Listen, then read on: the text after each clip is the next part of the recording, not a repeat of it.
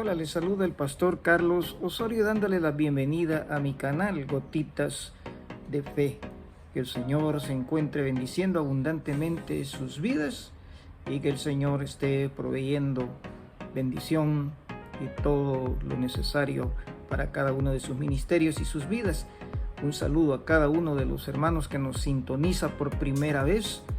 A los que ya son suscriptores, pues muchas gracias, bendiciones, bienvenidos a otro programa y gracias por abrir ese espacio, ¿verdad? Y recibir la palabra de Dios en su hogar, que es la función, ¿verdad? Y es el origen del programa, ¿verdad? Gotitas de Fe, llegar a cada uno de sus casas con la bendición de la palabra de Dios.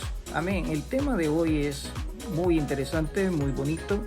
Es un tema muy que tiene que ver mucho, sí, con el inicio, ¿verdad?, de la iglesia cristiana o la iglesia protestante, como nos llaman algunos, ¿verdad? Vamos a hablar ahora sobre qué es la Reforma Protestante y cuáles fueron sus principales logros en la iglesia actual.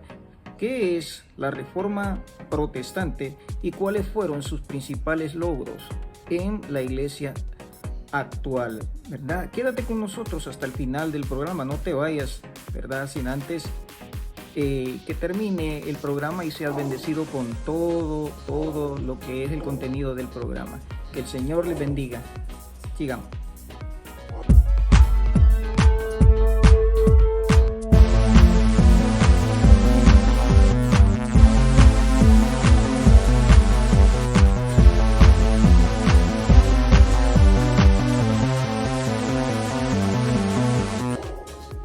Te explicamos qué es y qué fue la Reforma Protestante, su origen, sus consecuencias y características, además, ¿verdad?, personajes más importantes que tuvieron que ver en esta reforma. Se conoce, ¿verdad?, como Reforma Protestante al movimiento religioso del siglo XVI, liderado, ¿verdad?, por dos teólogos, el teólogo Martín Lutero, que nació en 1438 y falleció en 1546, y el teólogo, ¿verdad?, Juan Calvino, que nació en 1509 y falleció en 1564. Este movimiento generó una división dentro del seno del catolicismo. Voy a hacer aquí una aclaración, ¿no?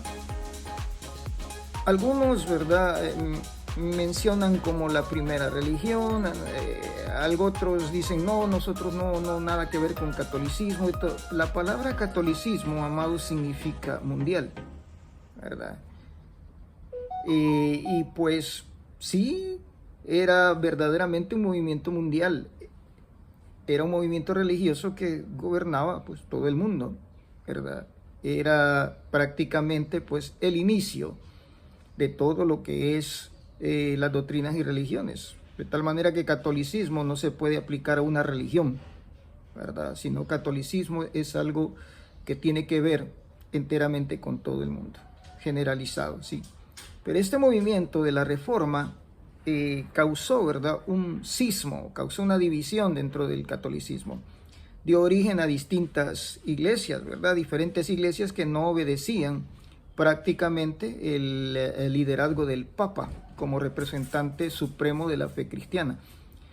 La Reforma surgió, ¿verdad?, como consecuencia del descontento que generaba por el modo en que la Iglesia Católica, ¿verdad?, administraba la religión. Se revisaron los preceptos católicos elementales versus, ¿verdad?, las Sagradas Escrituras, y se encontró que la práctica religiosa no estaba muy acorde a lo que la Biblia enseñaba, estaba muy distanciada de lo que la Biblia enseña, y ese fue parte del descontento en el siglo XVI, ¿verdad?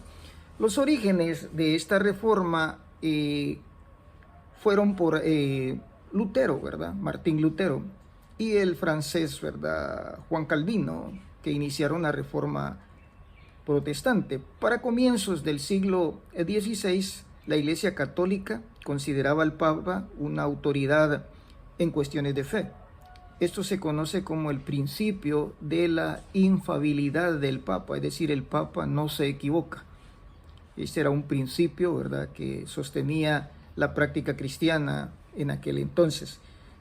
El poder del Papa, ¿verdad?, no solo se decía era respaldado por Dios, sino que alcanzaba cuestiones terrenales que excedían, ¿verdad?, la administración de la religión. Es decir, el Papa no solo administraba aspectos religiosos, ¿verdad?, gobernaba sobre países, hacía influencia sobre países, confiscaban bienes, ¿verdad?, en nombre de la religión, se apoderaban, ¿verdad?, de qué podríamos decir, regalías, ¿verdad?, o pagos que los gobiernos hacían, ¿verdad?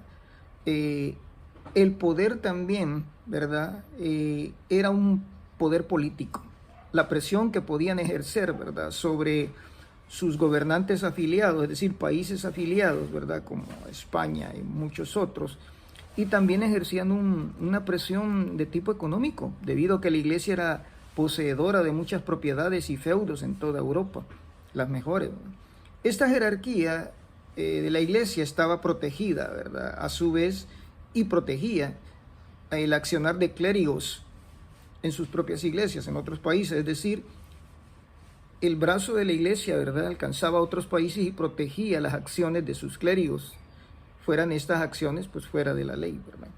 En esta época que se estaba al mismo tiempo, ¿verdad?, construyendo la Capilla Sixtina del Vaticano, lo que generaba una necesidad mayor de ingresos, ¿verdad?, para poder costearla. Y entre los diferentes, ¿verdad?, sacramentos que se administraban los clérigos católicos existían las indulgencias o perdones que el sacerdote otorgaba al creyente en el nombre de Dios. Es decir, yo podía ir, ¿verdad?, donde el sacerdote y decirle, mire, yo creo que he pecado, o no sé, probablemente tenga un problema, ¿verdad?, con mi relación con Dios, y yo quiero comprar mi perdón, ¿verdad? Yo quiero hacer una ofrenda para que me otorguen el perdón. Eso se llamaba indulgencia, ¿verdad? Era un perdón de pecados concedido por la iglesia a cambio de un beneficio económico, ¿verdad? Era común que en aquellas épocas los creyentes dieran donaciones a cambio de favores espirituales.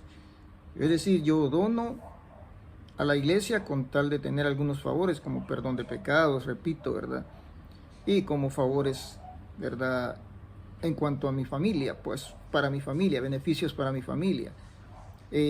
Esto resumía el fraude y la corrupción que, ¿verdad?, había en la religión en aquel entonces.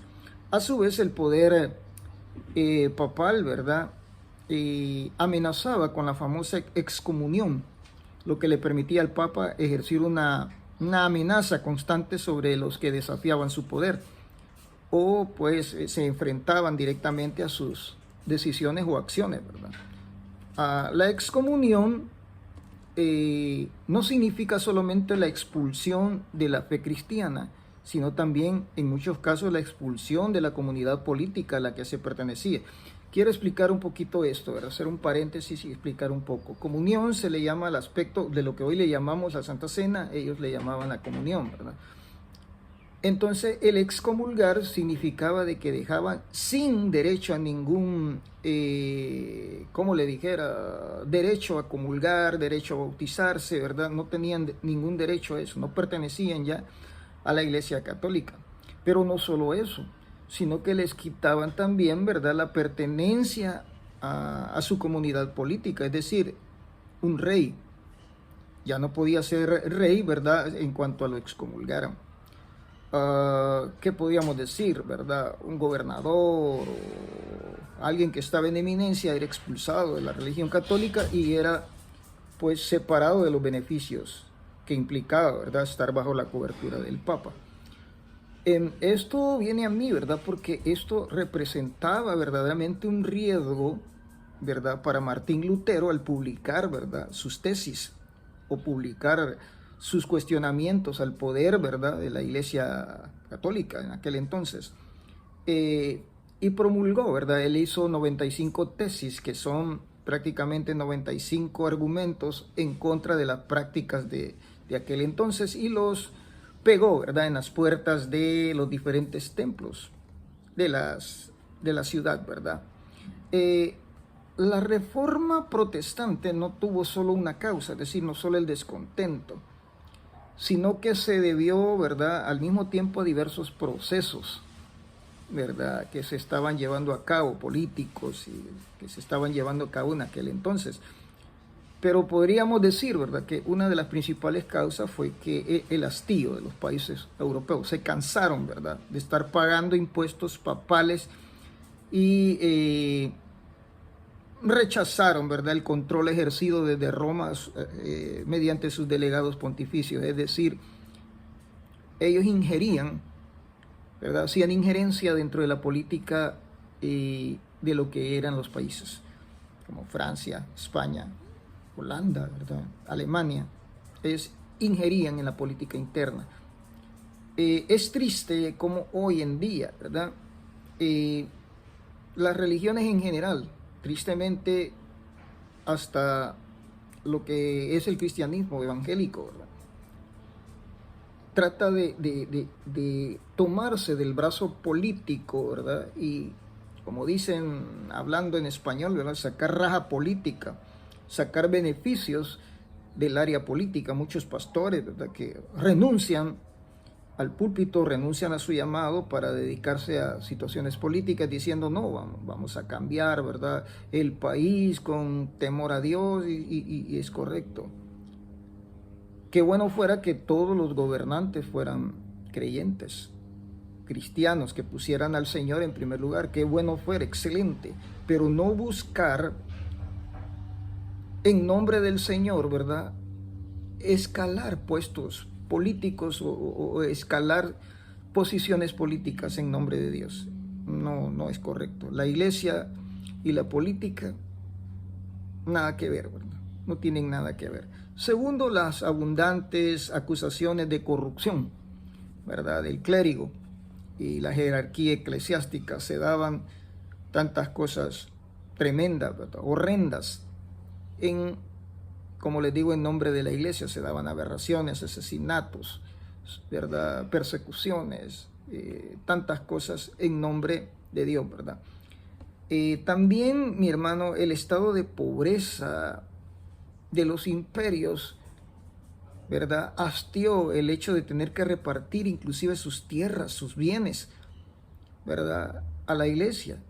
O sea, estaban mal económicamente, sus posesiones, sus tierras estaban, ¿verdad?, que le dijeran, una mala situación, y todavía tenían que ceder tierras, ceder dinero, ¿verdad? Como que eso hastió, molestó a los gobiernos, y hasta que hubo una separación, ¿verdad? ¿Cómo empezó, verdad, esta revolución, verdad, reformista? Para el año de 1517, ¿verdad?, Lutero promulgó sus 95 tesis, en la que criticaba, pues, la venta de indulgencias principalmente por parte de la Iglesia Católica para reunir fondos y construir la Capilla Sixtina. Lutero, ¿verdad?, sostenía que se debía reformar la iglesia actual para retomar la práctica original de la fe cristiana. Quiero que analicemos esto.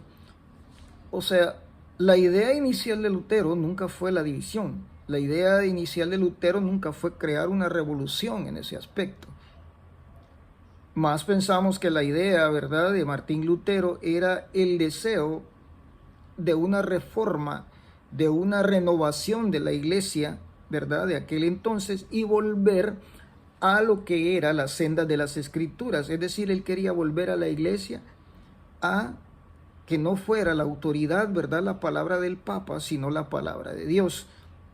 Obviamente había muchos, que les dijera, muchas cosas que impedían, ¿verdad?, que esto se diera. Porque si esto se daba, obviamente hubiese habido una pérdida exagerada del poder de la palabra del pontífice, ¿verdad? hubiera habido una disminución de su poder, de su alcance. ¿Por qué? Porque ya se cambiaba, ¿sí? Se decía que se debía cambiar, ¿verdad? La base sobre un hombre, sobre la base sobre la palabra de Dios, ¿verdad? Obviamente habían intereses que no iban a favorecer esa idea. Ah, algunos de los estados, ¿verdad?, de Alemania apoyaron las denuncias de Lutero a través de la firma de protesta de Spira. Es decir, algunos representantes, ¿verdad?, alemanes de algunos estados firmaron esta protesta de Spira en la que negaban someterse al poder, ¿verdad?, del pontífice, del Papa Católico. Desde entonces, algunos clérigos y gobernantes de Europa decidieron unirse al movimiento reformista. Ahí ya empezaba a darse el cisma, ahí empezaba ya mucha gente descontenta, ¿sí?, a unirse a la propuesta de Lutero, ¿verdad?, a la propuesta de Calvino, a unirse al movimiento, ¿verdad?, reformista, ¿sí?, al movimiento protestante. Algunas, ¿verdad?, de las iglesias inclusive, ¿verdad?, apoyaron ¿verdad?, en este caso, pues el movimiento naciente de la Reforma, viéndose, ¿verdad?, el Papa obligado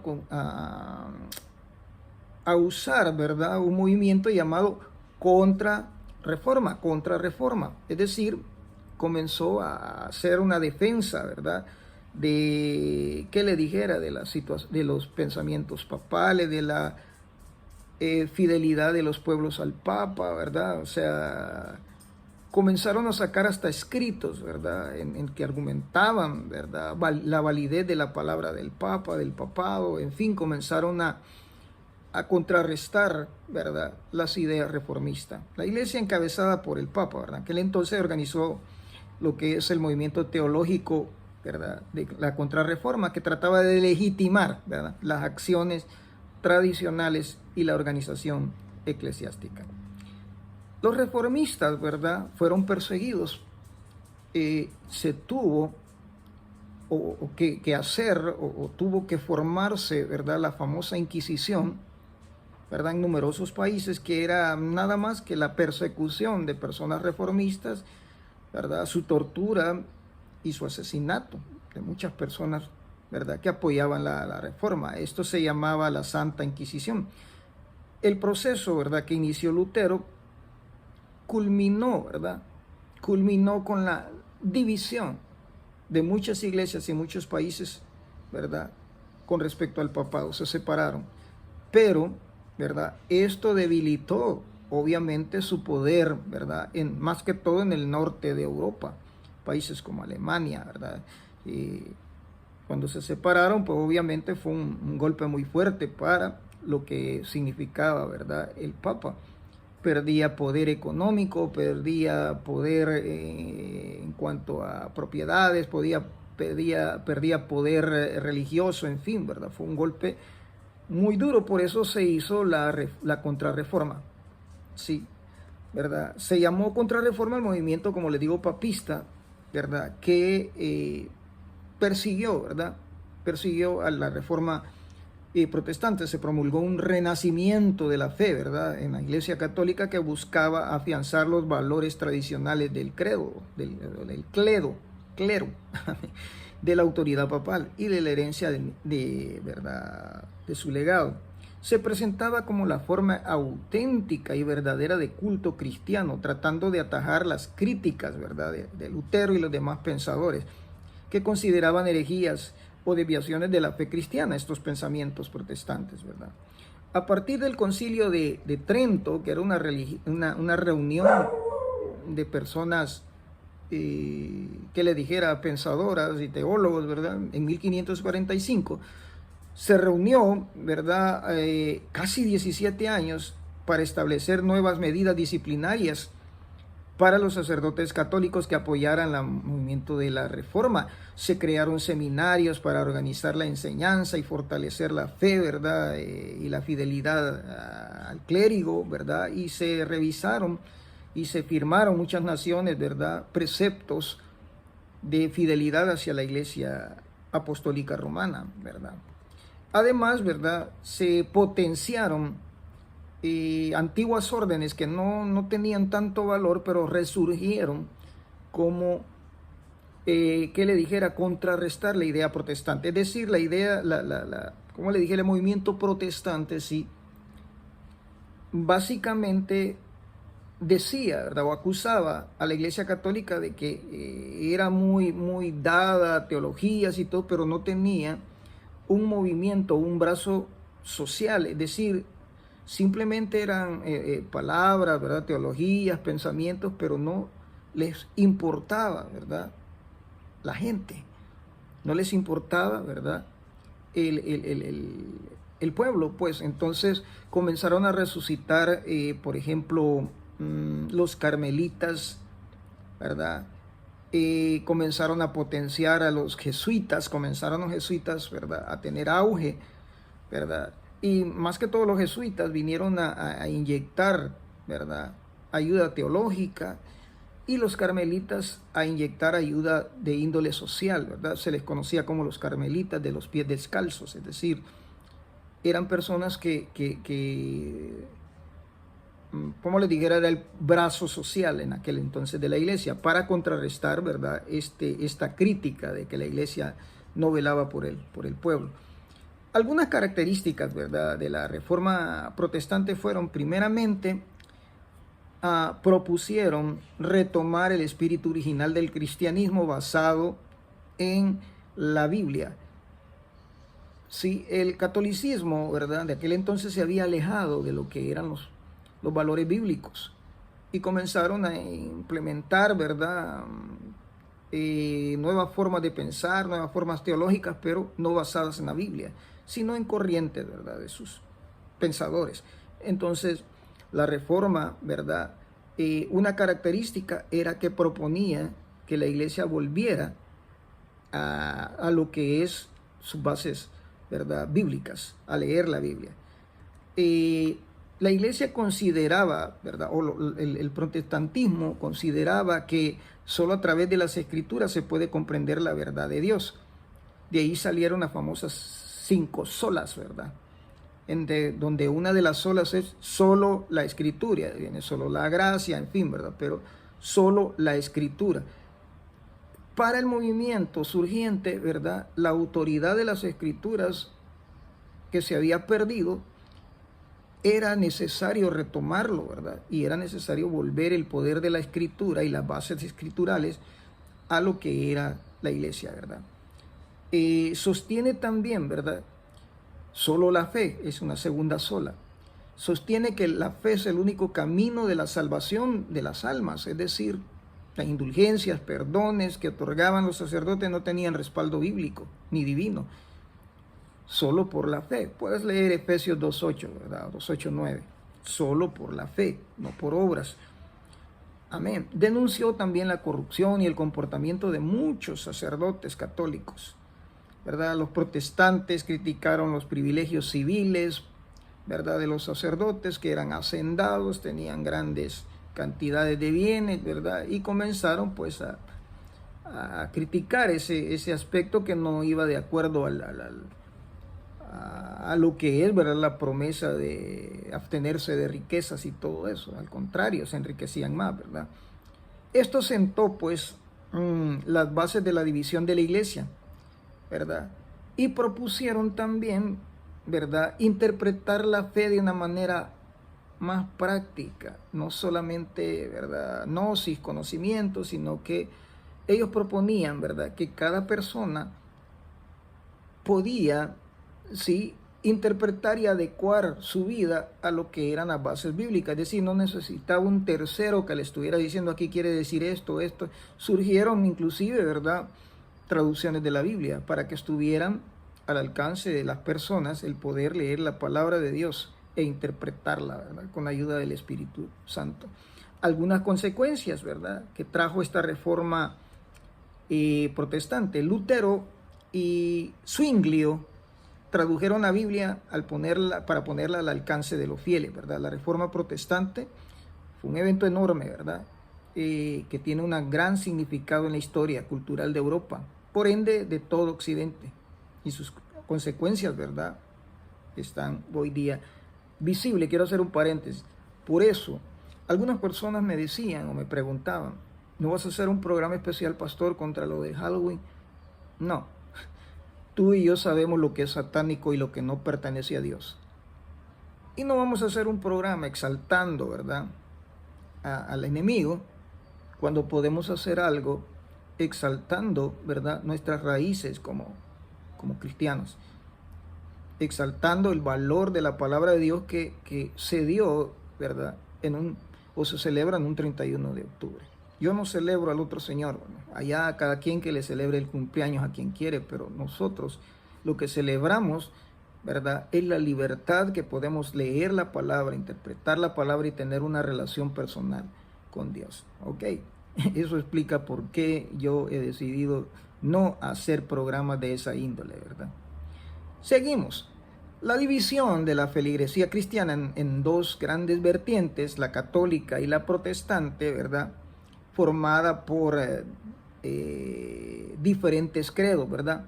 Esto trajo como consecuencia un alejamiento cultural de los países de Europa, la mediterránea católica y los protestantes de las regiones del norte. Es decir, hubo una clara separación, ¿verdad?, de en qué, no digo bando, en qué lado estaban, de qué lado estaban, ¿verdad? Si del lado reformista, como era Europa del Norte, o lo que era la Europa occidental, ¿verdad?, siempre continuando con el legado papal, ¿verdad? Entonces hubo una separación.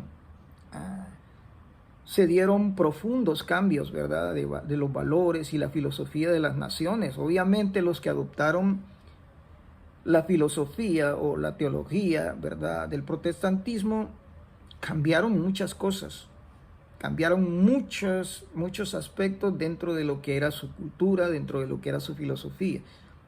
Tan es así, ¿verdad?, que surgieron los Juan Wesley, Carlos Wesley, ¿verdad?, personas que influyeron en una sociedad de una manera positiva, de una manera de un liderazgo tremendo, tajante. Carlos Fini, ¿verdad?, en fin, muchas personas que hicieron no solamente palabras, sino hechos, ¿verdad? Un Phineas Brissi, personas que cambiaron, sí, la manera de hacer liturgia, la manera de hacer religión, y cambiaron la filosofía de todo un país. Hay países que son verdaderamente basados en una doctrina protestante, ¿verdad? El surgimiento de la contrarreforma como movimiento también, ¿verdad?, tuvo enorme influencia más que todo en América Latina, en la América hispana.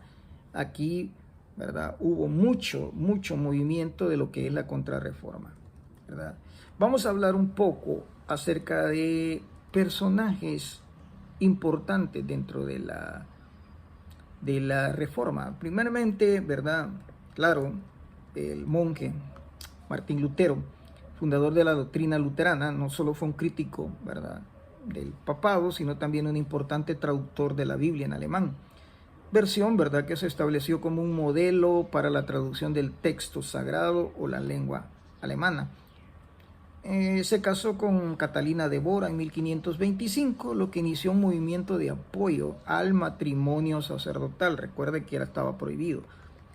Pero con Lutero se comenzó, ¿verdad?, con la iglesia luterana a promover, ¿verdad?, o a darle libertad al clérigo o a los pastores o sacerdotes, ¿verdad?, a que pudieran contraer matrimonio, contrario a la iglesia católica. Calvino fue otro de los grandes reformistas, ¿verdad?, el autor de una serie de doctrinas que luego fundaron el calvinismo, ¿verdad?, como contrapropuesta, ¿verdad?, a lo que era el neerlandés Jacobo Arminio. Él fue creador de la Biblia de Ginebra en 1564, así como la institución de la religión cristiana en 1536. Juan Calvino ha sido de los más grandes teólogos, ¿verdad?, que la iglesia ha tenido. Ulrico Zuglio, líder de la Reforma Protestante en Suiza, nació en 1484 y falleció en 1531. Fundó la Iglesia Reformada en Suiza. y estudió, ¿verdad?, las Sagradas Escrituras desde un punto de vista influenciado por el humanismo. Es decir, tenía una corriente social, ¿verdad? Sus conclusiones fueron obtenidas, ¿verdad?, sus bases bíblicas bajo la influencia del pensamiento de Martín Lutero. Él tradujo, ¿verdad?, también la Biblia en alemán con marcadas características suizas. Se conoce como la Biblia de Zurich. Jacobo Arminio, otro gran teólogo de nuestra doctrina, ¿verdad? Jacobo Arminio nació en 1560 y falleció en 1609. Fue un escritor, fue un profesor de la Universidad de Leiden, así como teólogo, ¿verdad?, importantísimo. Fue el fundador de la escuela anticalvinista, aunque había un roce entre Calvino y Jacobo Arminio hasta hoy. Y su legado fue importante en el surgimiento de lo que nosotros llamamos ahora metodismo. ¿Sí?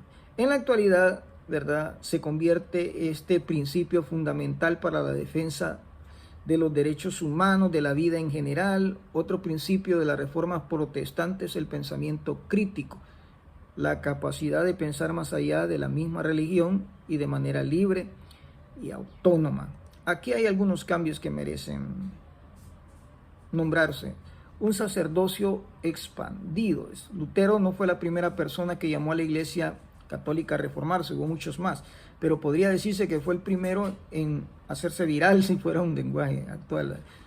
La imprenta, el internet, nada que ver en su época, pero él se las arregló por medio de una pequeña imprenta de difundir sus pensamientos, más que todo en la Universidad de Wittenberg. Entre las obras, ¿verdad?, influyentes de él se mencionan 3 tratados que escribió en 1520, ¿verdad? Y aquí argumentaba que los laicos, ¿verdad?, podían compartir el sacerdocio de Jesús. O sea, él ya no estaba llamando únicamente a los sacerdotes a vivir una vida santa, apartada, sino a todo laico, y que también podría, ¿verdad?, tener un papel relevante dentro de la liturgia, los laicos. Le dio libertad, ¿verdad?, a que los laicos formaran parte de la liturgia del servicio. Tradujo la Biblia, hubo una traducción de la Biblia en el lenguaje cotidiano, ya lo dijimos, ¿verdad? Pero más que todo, ¿verdad?, hubo la primera traducción en latín, la que se conoció como la Vulgata Latina de Jerónimo, ¿verdad?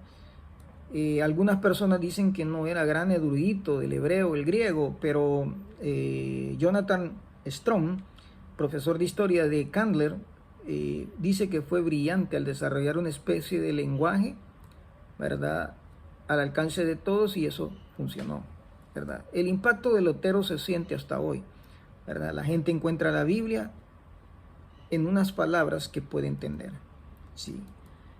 Nuevas formas de adorar. Esto fue también otro legado que hasta hoy gozamos por la Reforma. Los metodistas pueden agradecer a Lutero, ¿verdad?, el canto congregacional, que sea parte regular de la adoración. El reverendo Taylor Burton, director de recursos de adoración, dijo que el sacerdocio ahora y la nueva forma de adorar significa que hay una adoración en conjunto hacia Dios. Ya no solo es una persona elevando sus plegarias, haciendo sus responsos, ¿verdad?, sino hay una participación de toda la congregación y todos los laicos, toda la iglesia, toda la membresía en la adoración a Dios. Así que podemos cantar todos juntos, podemos orar todos juntos, podemos leer la Biblia todos juntos.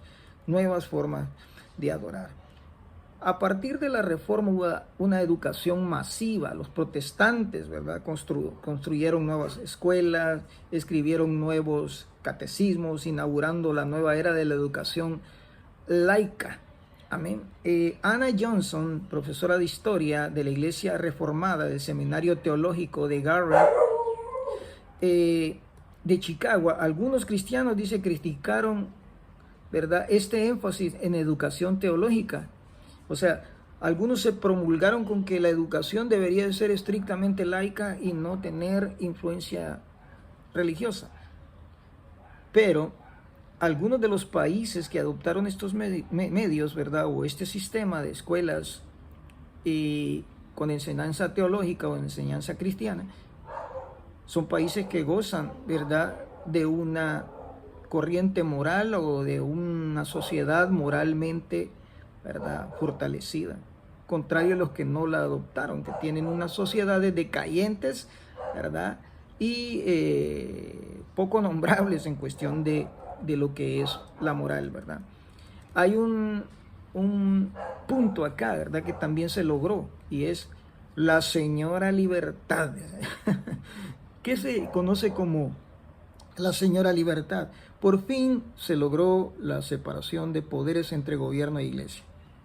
La influencia de la iglesia en el gobierno y la influencia del gobierno en la iglesia, en aquel entonces, me río porque en aquel entonces, ¿verdad?, se logró disipar y todo eso. Hoy hay algunas todavía, hay algunos rastros, hay algunas evidencias, hay algunas pruebas, ¿verdad?, de que hay influencia tanto de la iglesia en el gobierno como del gobierno en la iglesia, lastimosamente. Países, ¿verdad?, que sus gobiernos están ampliamente, ¿verdad?, relacionados con aspectos eclesiásticos y iglesia favoreciéndose de aspectos políticos, ¿verdad? Clérigos o pastores, como se llaman, favorecidos por una influencia y por una relación política. Todavía hay. Vamos a hacer un programa tocando eso, ¿verdad?, la política y la iglesia. Lutero escribió en 1520 un tratado donde dice: si el Papa establece las leyes, que las arregle él. Prácticamente, y que quite las manos, dice, de encima de la libertad de la iglesia. Amén. Times, una revista, llamó a Lutero el campeón de la conciencia, ¿verdad? Amén. Bueno, la señora libertad también tiene un prefacio, ¿verdad?, o una injerencia, tiene una ayuda a lo que es el aspecto social de la iglesia. Gente como Phineas Brissi, ¿verdad?, gente como Juan Wesley, Carlos Wesley, ¿verdad?, los moravos mismos, inculcaron a la iglesia un aspecto social. Voltearon los ojos de la iglesia no solo en el aspecto eclesiástico, sino en el aspecto de ayuda social, ¿verdad? Es así como tenemos hoy Compasión, Samaritan Purchase, en fin, un montón de programas, gracias a Dios, 911, SOS, contamos nosotros, SOS en lo particular, ¿verdad?, para ayudar en el aspecto social. Bien, mi hermano, espero si este programa ha sido de bendición para tu vida, te suscribas. Necesitamos, ¿verdad?, esos likes, esas suscripciones, comentarios. ¿Por qué? Porque esto nos hace crecer. Esto nos hace llegar a más personas. Sé que es un programa que apenas tiene 3 meses. No es un programa, ¿verdad?, que te dijera de lujo, con un set de lujo. Pero sí cuenta, ¿verdad?, con toda la intención y la unción del Señor para dar a conocer la palabra. Apóyanos, suscríbete, ¿verdad?, dale like o coméntanos. Por ahí voy a poner mi correo, ¿verdad? Hemos abierto un canal también aparte, este es solo de voz, no de video, para oración, intercesión. Ya tenemos un programa esta semana, pero vamos a seguir haciendo. Si tú nos mandas al correo que ponemos ahí, ¿verdad?, tus peticiones, o acá en los comentarios, con mucho gusto vamos a estar orando, ¿verdad?, en esos 5 minutos que dura, ¿verdad?, el mensaje de voz. Que el Señor te bendiga, Dios te guarde. Si no te estás congregando, ya sabes la dirección, zona 12 de San Miguel Petapa. Amén. Serás bien recibido por mi hermano Walter Aya, ¿verdad? La iglesia, pues Camino de Luz, aquí en El Salvador, pues te invitamos, ¿verdad?, a congregarte con nosotros en San Marcos. Este sábado tenemos Santa Cena, sí, tenemos Santa Cena. ¿Por qué sábado, pastor? Lamentablemente todavía no contamos, ¿verdad?, con un local propio en el que poder hacer servicio los días domingos. Entonces tenemos que adaptarnos, ¿verdad?, donde nos prestan el local los sábados. Pero de sábado de 3 a 4 puntualmente lo hacemos, ¿verdad?, puedes acercarte a nosotros y recibir palabra de Dios. Que el Señor te guarde, que el Señor te bendiga. Te amamos en el amor del Señor, ¿verdad? Edifica la vida de tus hijos, ¿verdad? Y no colabores, ¿verdad? Con celebraciones paganas, ¿verdad? Comprándoles disfraces y cosas que no edifican. Que el Señor te guarde, que el Señor te bendiga y sigue perseverando en el amor del Señor hasta que Cristo venga. Suscríbete y deja tu comentario. Bendiciones.